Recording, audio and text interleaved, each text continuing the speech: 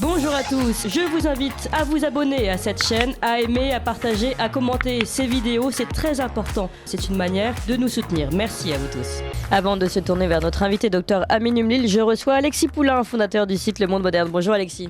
Bonjour Clémence, bonjour tout le monde. Et bienvenue sur la ligne droite, on se tourne tous les deux vers notre invité, Dr Aminou Mlil.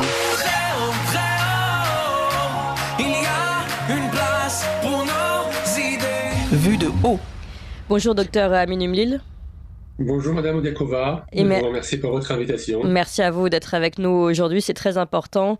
On va avoir du temps pour discuter justement de ce qui vous est arrivé. Vous êtes pharmacien hospitalier à Cholet, vous avez été révoqué après vos positions contre les vaccins. Vous étiez responsable particulièrement de la pharmacovigilance de l'hôpital de Cholet. Et donc, samedi 4 février, samedi dernier, vous avez été notifié de la révocation de vos fonctions sur décision du Centre national de gestion. Je le précise tout de suite, ce Centre national de gestion qui est l'autorité administrative des praticiens hospitaliers et qui dépend du ministère. De quel ministère dépend-il ? De la santé. De la santé. Okay. Il est sous la tutelle, c'est un établissement administratif sous la tutelle du ministre de la Santé. D'accord. Alors, je voudrais qu'on reprenne tout depuis le début et on va essayer d'être clair pour nos auditeurs pour comprendre cette révocation.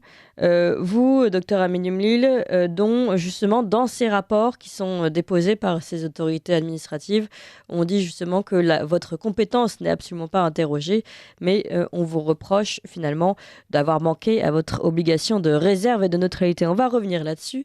Je voudrais d'abord qu'on revienne sur votre parcours et donc chronologiquement ce qui vous est arrivé depuis le début, Dr Aminou Mlil. C'est-à-dire que vous êtes pharmacien responsable de pharmacovigilance à l'hôpital de Cholet et arrive la crise Covid-19 et là vous faites finalement votre travail de pharmacien et de pharmacovigilance. Oui, tout à fait. En fait, je suis responsable de la pharmacovigilance. D'ailleurs, c'est moi qui ai mis cette activité au centre hospitalier de Cholet en 2002. Une activité qui était inexistante avant mon arrivée. En 2007, à la demande de la Haute Autorité de Santé, j'ai mis également en place la coordination de 9 vigilances sanitaires, c'est-à-dire il n'y a pas que la pharmacovigilance, mais il y a d'autres vigilances sanitaires. Et donc, elle a été mise en place. Et la même année, donc en 2007, l'Inspection générale des affaires sociales, l'IGAS, a publié un rapport qui s'intitule « L'information des médecins généralistes » et qui en réalité s'adresse à tous les professionnels de santé. Et ce rapport met en évidence un point essentiel qui permet d'expliquer, selon les inspecteurs de l'IGAS, l'origine principale de ce que certains appellent les scandales sanitaires à répétition.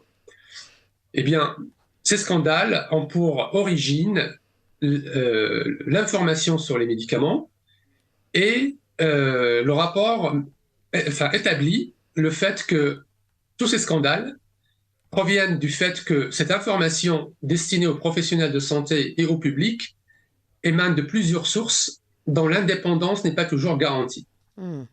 Donc, en fait, ce sont les conflits et les liens d'intérêt qui sont à l'origine de ces scandales sanitaires via l'information qui n'est pas loyale, qui n'est pas vérifiée, etc. Donc là, en faisant une parenthèse, il s'agit par exemple de revues dites scientifiques comme The Lancet, on l'a vu avec The Lancet, qui publient des études, donc normalement gages de sérieux, puisque ce sont des revues très sérieuses, et qui finalement subissent des pressions des lobbies ou sont tout simplement directement influencés par des lobbies pharmaceutiques et par des conflits d'intérêts. Et donc on voit de plus en plus de revues scientifiques et de médecins de plateau notamment prendre la parole alors qu'ils ont eux-mêmes des conflits d'intérêts directs, enfin des liens d'intérêts directs avec un laboratoire ou un autre. C'est ce qu'on appelle les leaders d'opinion. Oui. Et en fait, le métier du pharmacien, hospitalier notamment, l'épreuve terminale pour devenir praticien hospitalier au bout de plusieurs années d'études, consiste, la grande épreuve écrite, on nous donne un dossier d'un médicament et on doit répondre à la question suivante. Est-ce que ce médicament apporte quelque chose ou pas pour les patients? Et est-ce que vous le recommandez à l'intérieur de l'établissement où vous exercez? Et ça appelle des compétences qu'on a acquises durant toute notre formation de la première année de pharmacie jusqu'à l'obtention de notre diplôme, en passant tout le parcours hospitalo-universitaire en tant qu'interne dans les centres hospitaliers universitaires. Il faut savoir que pour devenir praticien hospitalier, on a été interne dans les CHU. Et moi, personnellement, j'étais dans le CHU de Toulouse. Donc, et j'ai fait ma fac de pharmacie avant à Angers. L'Institut hospitalier, oui. Voilà. Et donc, en fait, on a créé le CETIAP suite à ce rapport de l'IGAS. Et il a été validé par toutes les instances, par la CNAM, par les autorités sanitaires, enfin les autorités administratives, l'Agence régionale de l'hospitalisation qui avait précédé l'ARS. Et il y avait un blocage, parce qu'ils avaient bien compris de quoi il s'agissait. Et en fait, il a été créé administrativement en 2010, et ce n'est qu'en 2015 que ça a été débloqué. Et en 2017, nous avons commencé à proposer des conférences suite à l'affaire du Levothyrox, proposer des conférences dans l'hôpital, dans les locaux de l'hôpital, pour le public. Et les salles étaient toujours combles. Ben oui. Et tout se passait bien, jusqu'à l'arrivée des vaccins contre la Covid-19, où il m'était définitivement interdit de parler du médicament avec la même grille de lecture que j'avais utilisée pour les autres médicaments. C'est-à-dire, j'imagine, la balance bénéfice-risque, par exemple. En fait, mon métier ne consiste pas à dire aux gens de se vacciner ou de ne pas se vacciner. Si vous reprenez le Code santé publique, et je vais même donner l'article 1111-2, 1111-4, qui concerne l'information et le consentement des personnes, eh bien, c'est la personne qui prend la décision. Et ça vient de la loi Kouchner de 2002, la loi relative aux droits des malades et à la qualité du système de santé, qui a proscrit, qui a aboli ce qu'on appelait avant le paternalisme médical. Voilà. Et en fait, mon rôle était de présenter les données de façon froide, de façon objective. Et ces données, je les ai puisées où? Je les ai puisées. Mes sources, sont les documents officiels publiés par l'Agence européenne du médicament, par la Haute Autorité de Santé, par l'Agence nationale de sécurité du médicament, par l'IGAS aussi, en ce qui concerne les critiques sur la pharmacovigilance. Et tout de suite, je vais vous dire ce qui s'est passé dans cette crise. Et il faut bien comprendre ça, parce que les autorités sanitaires, en fait, ils ont fait le bon constat sur les données. Ils ont relevé le bon constat, c'est-à-dire qu'ils ont observé que les données étaient insuffisantes, voire absentes dans certaines populations. Et ce qui est inédit, c'est que dans leurs conclusions, ils prennent les conclusions inverses par rapport à la méthode habituelle. C'est-à-dire, habituellement, depuis que j'ai mis les pieds à la faculté de pharmacie, eh bien, lorsqu'il n'y a pas assez de données ou il n'y a pas de données, on ne peut pas proposer un traitement à un patient. Du moins, on l'informe. On l'informe que nous n'avons pas assez de données ou que les données sont absentes. Or, qu'est-ce qui s'est passé? Eh bien, on a commencé par les plus de 75 ans.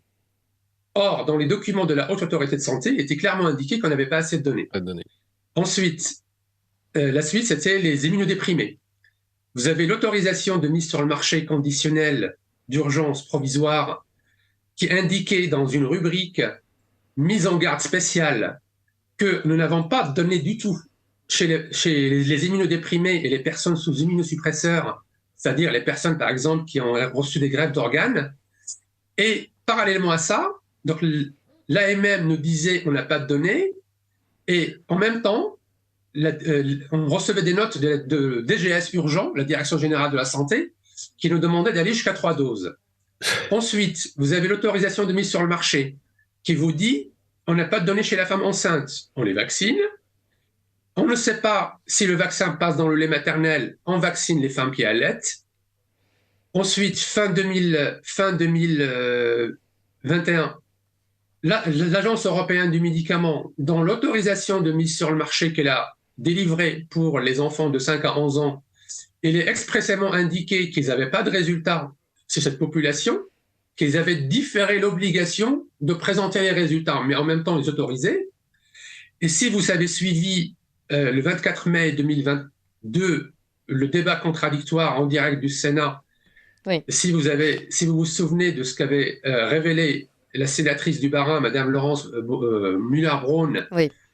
elle a révélé, en partant du journal Le Monde, en reprenant les données publiées par le journal Le Monde, que plus de 4000 enfants âgés de moins de 5 ans ont été vaccinés sans autorisation de mise sur le marché avec des doses adultes. Oui, et elle pose cette question, en effet. Comment est-ce possible? Elle n'a pas eu de réponse, d'ailleurs. On n'a jamais eu de réponse. Et il y a eu donc l'OPEX, l'Office parlementaire d'évaluation des choix scientifiques et technologiques. Il a publié un rapport le 9 juin 2022 sur le site de l'OPEX Sénat et l'OPEX Assemblée nationale. Et dans ce rapport, ils sont venus confirmer toutes les alertes qui ont été publiées par le CETIAP, donc le Centre territorial d'information indépendante et d'avis pharmaceutiques de l'hôpital de Cholet. Et des points essentiels, je vais vous les résumer en quelques lignes. Oui, attendez, juste pour que ce soit bien clair pour nos auditeurs, ça fait beaucoup de noms. Donc finalement, votre organisme de pharmacovigilance a envoyé une alerte. Vous avez même rendu un rapport pour cette audition sénatoriale. Audition, je le rappelle, qui a eu lieu à la demande et sous la pression de la population qui avait signé une pétition. Vous vous rendez vous-même, et vous avez cité la sénatrice Muller-Bronn, et tout ça était sous la gestion de Cédric Villani. Vous vous rendez vous-même à cette audition parlementaire, enquête parlementaire de l'Office parlementaire d'évaluation des choix scientifiques et technologiques, ce que vous appelez l'OPEST. Et donc, voilà, vous arrivez au bilan. Donc, concernant le vaccin Pfizer, il ressort des documents officiels, notamment de la Haute Autorité de Santé. Alors là, il y a une erreur, on vous entendait justement, Dr Aminé Mlil, à l'audition. Je vous redonne la parole pour le bilan, et ensuite Alexis Poulain, évidemment, pour réagir. Alors, dans le document publié sur le site de l'OPEX Sénat et l'OPEX Assemblée nationale, vous avez un rapport qui a été établi par l'OPEX. Et donc, premier point qu'ils ont confirmé, c'est que l'essai clinique du premier vaccin autorisé, mais le raisonnement peut être transposé aux autres vaccins. Donc, concernant le vaccin BioNTech Pfizer, l'essai clinique n'a pas apporté la preuve d'une efficacité ni sur la transmission virale, ni sur les formes graves. Que l'essai clinique, qu'il s'agissait bien d'un essai clinique, et dans l'autorisation de mise sur le marché, le laboratoire attend 2 rapports, un pour décembre 2023 et un pour juillet 2024. Ensuite, l'OPEX constate que la communication institutionnelle des autorités, c'est comme ça que c'est marqué, la communication institutionnelle des autorités sanitaires et politiques a manqué à son devoir de transparence, de vérité et de probité. Et notamment suite à un tweet de monsieur le ministre de la Santé, Olivier Véran, qui avait tweeté le 9 juillet 2021 que vaccination Covid, si vous avez des courbatures après le vaccin, pas d'inquiétude, c'est que vous avez trop pédalé. Avec une affiche de jeunes en train de pédaler avec un pédalo à la surface de l'eau. C'est scandaleux. Eh bien, ce tweet, il a été épinglé dans le rapport, c'est écrit, dans le rapport de l'OPEX, comme étant un manquement au devoir de probité. Ensuite, l'autre constat, c'est que l'OPEX relève que les personnes qui sont faites vacciner, elles ont été abandonnées lorsqu'elles ont eu des effets indésirables et qu'elles sont trop marginalisées aujourd'hui et sont dans un état d'errance médicale. Et le dernier point qui est fondamental et d'ailleurs pour lequel j'ai été révoqué, c'est qu'en fait, l'OPEX relève de façon, et j'y constate, et c'est la réalité ce qui s'est passé, c'est exactement ça, il constate dans la page 66 que le gouvernement, je cite, le gouvernement a été confronté à un double objectif, à 2 objectifs qu'il était mal aisé d'articuler. D'un côté vacciner et de l'autre côté informer correctement la population. Et donc c'est quand même, c'est ce qu'on appelle, et donc il a utilisé, de ce que j'avais démontré sur pièce, il a utilisé ce qu'on appelle en droit le dol par mensonge, par manœuvre frauduleuse ou par réticence, c'est-à-dire on sait qu'on n'a pas de données, mais on évite de le dire par peur que les gens ne se vaccinent pas, et puis par la contrainte, qu'elle soit directe par la loi du 5 août 2021 pour les soignants et les pompiers et les autres professionnels, ou de façon indirecte via les passes sanitaires et via les passes vaccinales. D'accord. Docteur Aminé Mlil, on va s'arrêter là. C'est, je pense, suffisamment clair pour rétablir tout ce qui s'est passé, toute la situation. Et je donne la parole à Alexis Poulain. Bonjour, docteur Émile et Clémence et tout le monde. Ce qui se passe est quand même assez phénoménal parce que il y a eu mensonge, il y a eu manipulation, il y a eu dissimulation. Ça continue sur les effets secondaires, les chiffres Euromomo et la suite. Et on a l'impression que ce sont les menteurs qui sont récompensés dans cette affaire. Olivier Véran est porte-parole du gouvernement, il est toujours là. Tous ceux qui étaient dans ce dispositif de contrainte vaccinale sont toujours là. Il y a une omerta quasiment sur les effets secondaires qui continuent d'être là. C'est difficile de faire valoir, comme vous le disiez, l'errance médicale des victimes de cette vaccination. Il y a les preuves que la vaccination n'empêche pas la transmission. C'était écrit d'ailleurs dans les documents Pfizer. Moi, ce qui m'a choqué dans la façon dont tout ça a été mené, c'était la rapidité avec laquelle ce produit devait aussi être injecté aux enfants. Enfants qui avaient un système immunitaire, enfin on le savait sur le Covid, à part certains cas rares, n'avaient pas de danger immédiat avec ce virus. Est-ce qu'il n'y a pas là quelque chose de... Il y a une hystérie collective. Au-delà de ça, maintenant, on voit que c'est une inquisition qui est en train de se poser sur ceux qui ont une parole libre et sensée et scientifique. Quels sont vos recours aujourd'hui pour lutter contre ce qui s'apparente pour moi à une inquisition d'ordre scientifique, médical, ce que vous voulez, mais on est là quasiment dans le domaine du religieux, c'est-à-dire qu'on ne peut rien dire sur ce vaccin, soit sur les réseaux sociaux où on est systématiquement censuré, sur les médias où là il y a un nouveau tabou qui s'est fait, le vaccin, on n'en parle plus, voilà, ni du Covid, d'ailleurs très peu, on parle vaguement de vagues, de vaguelettes quand il y a des nouvelles vagues. Quels sont vos recours et puis comment on peut, en aidant, essayer de rompre le mur du silence médiatique parce qu'il y a une faillite médiatique aussi sur cette affaire de la vaccination, voilà. Sur les effets indésirables, je vous rappelle que l'ANSM elle-même avait fixé une méthode pour définir comment on impute l'effet indésirable au vaccin ou pas. Oui, les 14 jours. Ouais. Voilà. Et non, ils avaient dit que si, face à un décès par exemple, ou un effet indésirable autre, notamment grave, si on ne trouve aucune autre cause certaine qui permet d'expliquer ce décès, la conclusion qui doit être rendue de façon automatique, c'est qu'on ne peut pas exclure le rôle du vaccin. Okay.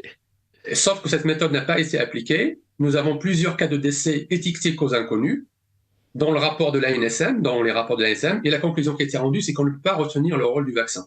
D'accord. Et ça a conduit d'ailleurs à la démission de M. Didier Lambert.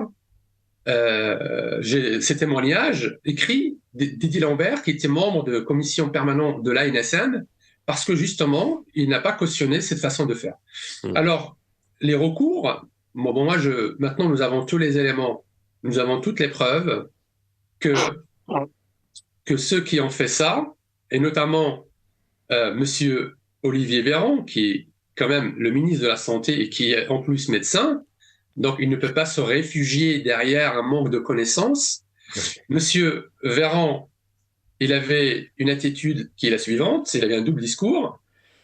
Au Conseil d'État, Monsieur Véran, le 28 mars 2021, il a transmis un mémoire au Conseil d'État dans lequel il explique au Conseil d'État, via 4 arguments, que le vaccin ne sert à rien et que par conséquent, on devait traiter les personnes vaccinées de la même manière que les personnes non vaccinées, c'est-à-dire il faut les laisser confiner, etc.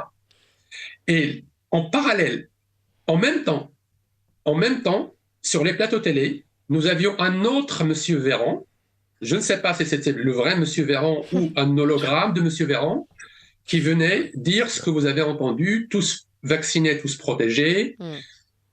Vous aviez des affiches diffusées, par exemple, par les agences régionales de santé, ou envoyées, par exemple, un jeune garçon et une jeune fille qui s'embrassaient langoureusement avec le message les vaccins ont également des effets désirables. Ouais. Et donc, nous avons assisté à une violation en direct de tous les textes. Moi, je suis pharmacien, mais je suis également juriste en droit de la santé.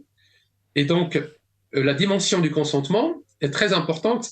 Et là, on a assisté via ces campagnes publicitaires par des médecins vendeurs, et pas que les médecins d'ailleurs, par un putsch administratif qui est venu mettre la main sur les médecins, sur les pratiques médicales, la prescription médicale et sur la dispensation pharmaceutique. Et c'est l'administration qui s'est transformée en médecin et en pharmacien. Ouais. Et ça a conduit à une violation en termes de communication de tous les textes sacrés depuis le Code de Nuremberg, depuis le procès qui avait conduit à la condamnation des médecins nazis et des fonctionnaires nazis. Et donc, ce sont des textes qui vont de la Convention d'Oviedo, que la France avait ratifiée, avait signée, en passant par la Charte des droits fondamentaux de l'Union européenne, par le règlement de 2014 sur les essais cliniques, et par notre droit national, que ce soit dans le code pénal ou dans le code civil. Et les recours, le recours, il est très simple maintenant, puisque nous avons les preuves. Moi, j'ai fait un signalement au parquet, donc au ministère public, depuis le mois de mai 2021, lorsque j'avais été attaqué par l'agence France Presse.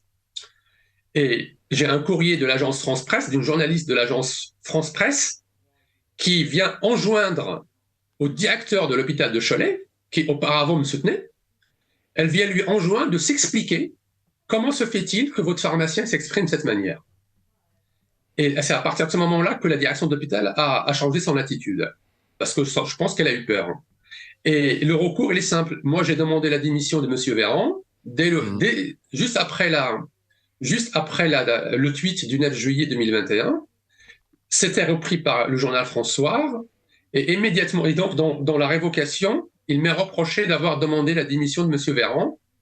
Donc c'est une démission que je renouvelle, je l'ai renouvelée hier avec M. Berkoff. Une demande de démission.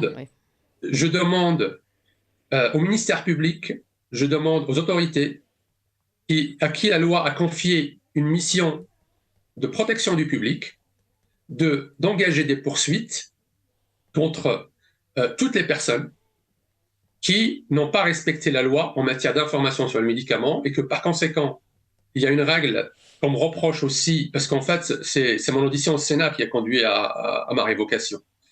Et donc en fait, ça, c'est pas normal. Ça, c'est pas normal.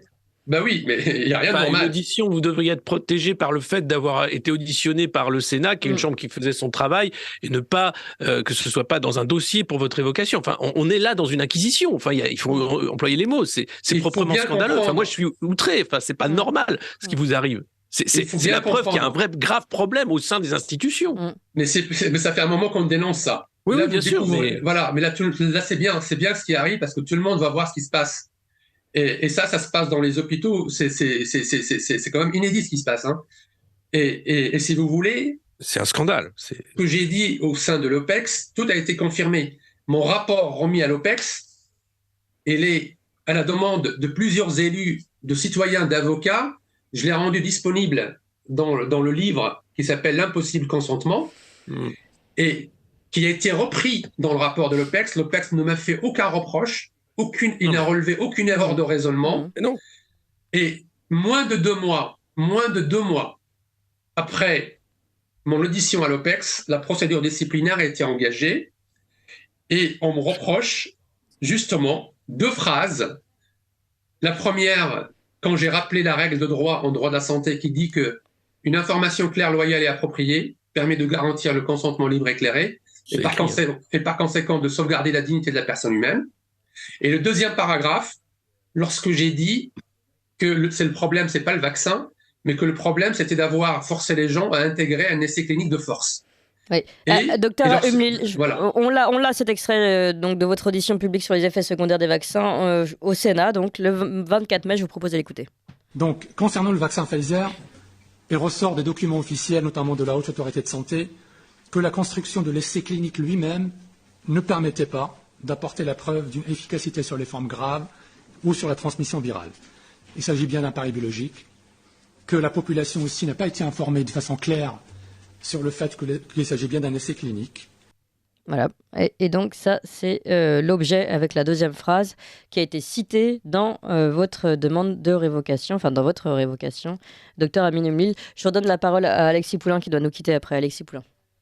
Oui, enfin moi ce qui me choque le plus dans tout ce moment, c'est que la parole est interdite, que ce soit en public, que ce soit dans les médias, où le sujet n'est jamais abordé, ou sous un angle comme le faisait Monsieur Véran, c'est-à-dire d'un côté dire que le vaccin n'empêche pas la transmission, et de l'autre dire allez-y avec des campagnes de pub, et puis derrière des autorités de santé, des autorités publiques qui sont en faillite, c'est-à-dire qu'on a eu un Conseil constitutionnel qui a validé un pass vaccinal totalement anticonstitutionnel. On a eu l'Ordre des médecins qui fait la guerre avec certains de ces médecins qui n'étaient pas d'accord avec la doxa. On a maintenant, c'est-à-dire que quand vous êtes auditionné par le Sénat, vous êtes en danger. C'est-à-dire que ce qui est montré là dans ce moment inquisitorial, c'est que on fait comprendre aux gens à l'esprit libre, à ceux qui respectent la science, que leur parole est dangereuse et qu'elle peut les engager à une censure et à la révocation de leur titre et de leur devoir. C'est proprement scandaleux.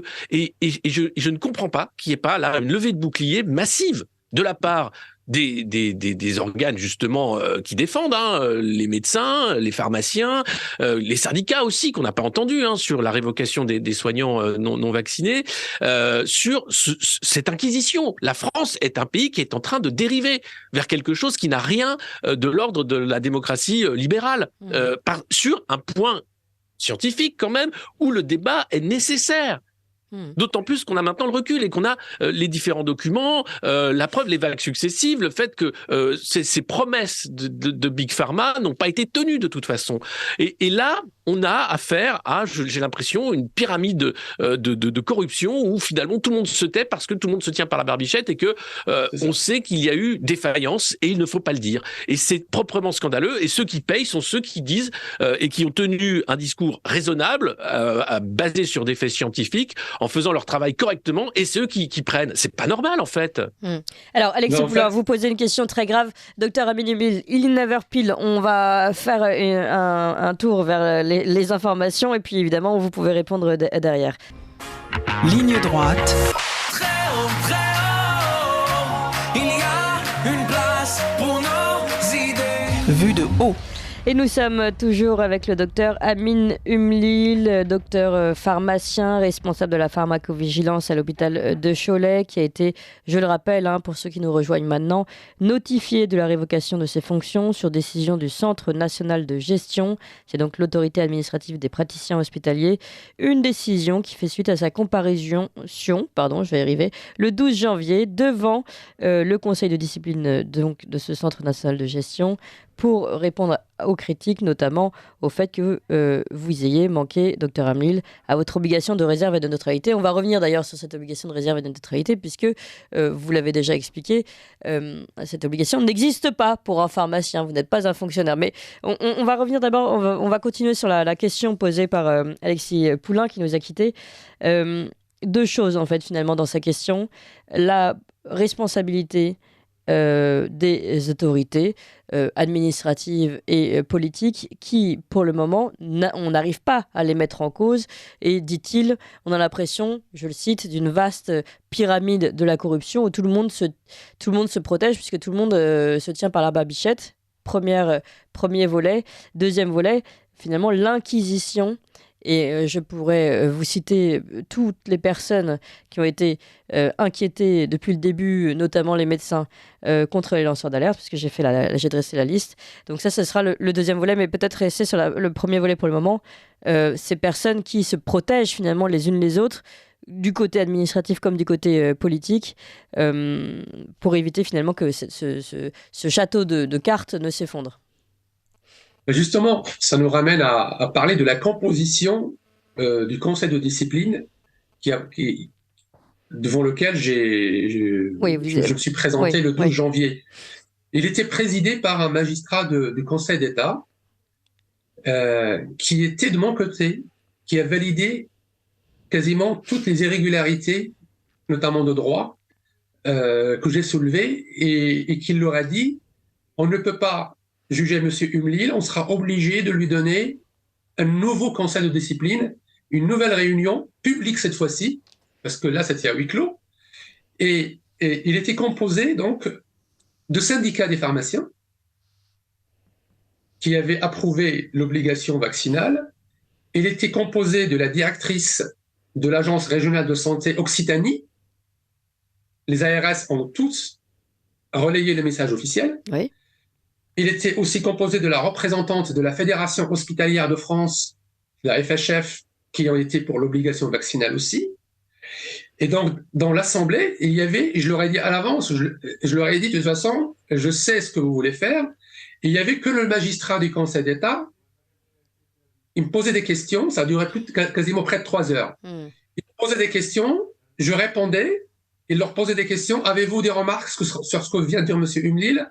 Tout le monde baissait la tête. Et donc, moi, je suis parti avec l'idée que je vais avoir... Parce qu'en fait, ils ont refusé de me donner mon dossier jusqu'à ce que je saisisse le tribunal administratif mi-décembre. Et ce n'est que quand le tribunal administratif leur a envoyé l'avis d'audience pour un référé en urgence que le lendemain, ils m'ont envoyé mon dossier, c'est-à-dire quelques jours avant le Conseil. Oui. Le magistrat leur a dit, c'est pas possible, on va laisser le temps à M. Humlil de préparer sa défense. Oui. Et si vous voulez, il s'est passé devant Hanouna, M. Véran était invité. Il y a un truc qui s'est passé, je pense, et ça s'est accéléré brutalement parce que M. Véran a été interrogé face à un soignant qui lui a jeté un gant en lui disant « Vous relevez le défi du débat que Amin Humlil vous demande depuis plusieurs mois ». On l'a, cet extrait de ce soignant non vacciné, Dr Amin Humlil. C'est un soignant non vacciné qui se trouvait face à Olivier Véran, comme vous l'avez expliqué, dans l'émission de Cyril Hanouna, l'émission Face à Baba sur C8, le 31 janvier dernier. Écoutez. Est-ce que vous acceptez là, face caméra, devant 2, 3, 4, 6 millions de personnes, peu importe. 22 millions, carrément. Mais si, allez. Un jour, ici même, là, de venir répondre, parce que là, c'est facile, nous, on est les salariés subalternes, mais un jour, de venir rencontrer en face à face le docteur Amin Humlil. Lui, il a des choses à vous dire, il a des choses à vous expliquer, ce médecin. Notamment, qu'est-ce qui s'est passé en mars 2021 ? Il y a un homme qui a écrit au Conseil d'État. J'en ai eu quelques-uns depuis le début de la crise. Vous avez peur qu'on en parle, vous avez peur, vous me coupez la parole, vous êtes gêné, c'est logique. En mars 2021, quelqu'un a écrit au Conseil d'État... Attention, ce vaccin sera limité dans l'efficacité, il y aura des problématiques de variants et la transmission sera énorme. Voilà, c'est vous qui avez écrit ça et juste après, c'était « Vacciner, tous protégés ». Voilà, il invite donc Olivier Véran à rencontrer des médecins qui ont des choses à dire. Et il dit le docteur Humlil et Olivier Véran qui répond des médecins qui ont des choses à dire, j'en connais. Je ne crois pas qu'on soit porté sur la chloroquine. Là, je pense que c'est une pique directe pour le professeur Raoult. Professeur Raoult qui lui aussi a été inquiété par l'ordre des médecins, rappelons-le. Et pas seulement d'ailleurs, par des questions administratives également. Et il rappelait donc le tweet il rappelait finalement ce que vous aviez mis dans votre rapport dans l'enquête parlementaire et notamment ce tweet d'Olivier Véran et c'est double propos devant le Conseil d'État et puis devant le public. Voilà tout ce qu'il rappelait. Et vous dites finalement, donc ça c'était le 31 janvier, vous dites c'est justement juste après ça que finalement vous avez l'impression qu'on cherche à se débarrasser de vous, quoi. Non, c'est pas ça. C'est qu'en fait, le courrier est parti le lendemain. Le recommandé, il est parti le lendemain de façon précipitée, parce que il est signé par une directrice par intérim, alors que cette même directrice, elle avait déclaré au Courrier de l'Ouest qu'elle n'était tenue par aucun délai pour rendre une décision. Et donc, ça collait bien avec ce que m'avait dit le magistrat. Il m'avait dit, on sera obligé de vous donner une nouvelle audience. Et donc, il y a quelque chose, je ne dis pas que c'est... Je ne peux pas l'affirmer. En tout cas, c'est une coïncidence qui interroge. Et d'autant plus quand on voit la motivation, comment elle est bâclée, et qui repose sur le devoir de réserve auquel je ne suis pas soumis. Et sur la deuxième partie, sur l'Inquisition, je me permettrai de contredire M. Alexis Poulain, parce qu'en France, nous sommes en 2023, et en France, on explique à tous les croyants, qu'ils soient catholiques, juifs, musulmans et tous les autres, qu'il est permis de critiquer la religion au nom de la liberté d'expression. Ici, nous sommes dans un cadre qui dépasse, qui est au-dessus de la religion. Je ne sais pas, c'est une forme de secte que j'arrive pas à définir. C'est quelque chose de nouveau qui est encore beaucoup plus puissant qu'une religion. Et d'ailleurs, au CNG, je leur ai écrit que je serais une sorte de mécréant de leur politique pro-vaccinale extrémiste Et que, voilà, je suis un peu traqué, comme tous les autres, parce que nous avons fait notre métier en présentant au public une information claire, loyale et appropriée, pérenne, et on n'a pas dit ce message, on n'a pas répété le message comme des perroquets. Ouais. Donc, nous ne sommes pas soumis au maître. Et donc, en fait, pour pouvoir être protégés, il aurait fallu qu'on répète tous que le vaccin est grand, que le vaccin est parfait, que le vaccin est le plus beau produit qui existe. Et à ce titre, je vous renvoie à la tribune qui avait été publiée par un professeur de droit, Muriel Fabre-Magnon, le 21 décembre 2021 dans le Figaro, qui s'appelle L'état de droit est-il malade du Covid? Et dans cette tribune, cette professeure invite à aller lire, je cite, le magistral livre d'Olivier Joinjean, qui est un professeur de droit à Panthéon-Assas, et qui s'intitule L'ordre juridique nazi. Et dans ce livre, il commence par démontrer comment on part d'une lotion pharmaceutique pour les cheveux et comment on arrive à des doctrines nazies. Oui. Et c'est vraiment un livre qui est un peu difficile à lire, mais c'est juste pour démontrer que c'est en fait cette façon d'empêcher. Cet ordre hygiéniste, finalement, comment il a pris le dessus. Non, c'est conduire, c'est paralyser la pensée de la population, c'est mettre la population dans une situation où les individus ne peuvent plus penser. Oui. Et ça commence par, notamment, ce pervertissement du sens des mots et par le travestissement du raisonnement. Et c'est ce que je vous disais au début, c'est-à-dire que ils constatent que les données sont manquantes ou sont insuffisantes, et la conclusion, vaccinez-vous. Vous êtes obligé vous devez obéir, vous devez vous vacciner, et vous n'avez rien à dire. Oui. Et si vous refusez, vous êtes littéralement exclu de l'humanité au sens juridique du terme. Quand je dis ça, c'est parce qu'il est établi au sens juridique du terme en droit de la santé que lorsque on prive une personne humaine de son consentement libre et éclairé, eh bien, c'est une manière de l'exclure de l'humanité parce que une chose a un prix, mais l'être humain n'a pas de prix, il a une dignité. Oui.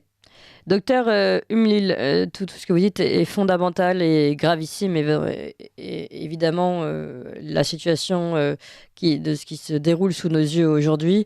Je voudrais rappeler, puisqu'on parle d'inquisition et d'état de droit, les dernières actualités. En décembre 2021, c'était la Chambre disciplinaire de l'Ordre des médecins de Nouvelle-Aquitaine qui a infligé un blâme au professeur Raoult pour avoir communiqué des informations concernant la Covid-19. Le 13 septembre 2022, c'était le professeur Perron qui était critiqué sur la gestion de la crise Covid, qui a été convoqué par l'Ordre des médecins. Une plainte a été déposée par le Conseil national de l'Ordre des médecins. Bon, finalement, en chambre disciplinaire, il est gracié, je ne sais pas comment on dit, avec sa qualité. Et même, on dit qu'il avait le devoir de prendre la parole sur ces sujets. Après, c'est l'avocat maître Divisio qui, lui, convoqué par l'ordre, non des médecins, mais des avocats, est condamné à une suspension d'activité. Le sénateur de la Côte d'Or, en novembre, Alain Houpert, est médecin radiologue qui critique la politique du tout vaccinal, pas forcément le vaccin, mais le tout vaccinal, est condamné à une interdiction d'exercice pendant 9 mois par l'ordre des médecins, alors que lui-même est sénateur, donc il a un devoir de prendre la parole également. L'ex-députée LREM Martine Vonner, le même jour d'ailleurs, le 4 novembre, elle aussi est condamnée et radiée de l'ordre des médecins. Et puis donc vous maintenant, docteur Amine Humlil, le 4 février, révoqué par le Centre national de gestion, on l'a dit. Ce qui est intéressant, c'est que la seule fois finalement où il y a eu un appel, avec le professeur Perron, et donc c'est la chambre disciplinaire qui s'est occupée. Et donc il y avait un magistrat, comme vous l'avez précisé tout à l'heure, eh bien il a été finalement gracié. Enfin, on a enlevé, rejeté la plainte qui avait été posée par l'ordre des médecins. Justement, moi je suis le seul praticien qui n'est pas poursuivi par l'ordre des pharmaciens. Oui. Et pourtant, ils ont commencé par me dénoncer auprès de l'ordre des pharmaciens. J'imagine. Et voilà, et l'ordre n'a pas bougé. L'ordre, à ce jour, il ne m'a fait aucun grief, aucun reproche. Et pour cause, ils savent très bien, de par des expériences antérieures, comment je travaille. Ils connaissent mes compétences et savent que je suis de bonne foi et que quand je fais mon travail, je le fais sérieusement. Et si vous voulez, là, c'est intéressant, la décision de révocation, parce que justement, et je vous rappelle que je suis celui qui a subi la plus grande sanction, la révocation, c'est-à-dire la plus lourde sanction qui existe, par un organe administratif, qui m'applique le statut des fonctionnaires. C'est-à-dire qu'il me sort une jurisprudence de 1935 qui concerne les fonctionnaires, un employé de bureau, je pense, j'ai pas vérifié, mais je pense que c'était dans la fonction publique territoriale et non pas hospitalière, et qui m'oppose le devoir de réserve auquel je suis pas soumis. Au contraire, moi j'ai plusieurs articles du Code de santé publique qui relèvent du Code de déontologie des pharmaciens, qui est similaire à celui des médecins d'ailleurs, sur ce point, c'est que le pharmacien ne doit obéir à aucun ordre lorsqu'il est face à l'évaluation d'un médicament. Évidemment. Et lorsqu'il est en train de protéger, d'informer le public. Et l'ordre, dans les écritures de l'ordre des pharmaciens, plusieurs fois, nous avons reçu l'injonction de se positionner avec responsabilité, de s'opposer à des choix publics, ou privés, si ces choix vont à l'encontre des personnes et des patients. Et c'est ce que vous avez fait, docteur Amin Umlil, et c'est pourtant aujourd'hui ce qui vous est reproché et ce qui fait que vous avez été révoqué de vos fonctions.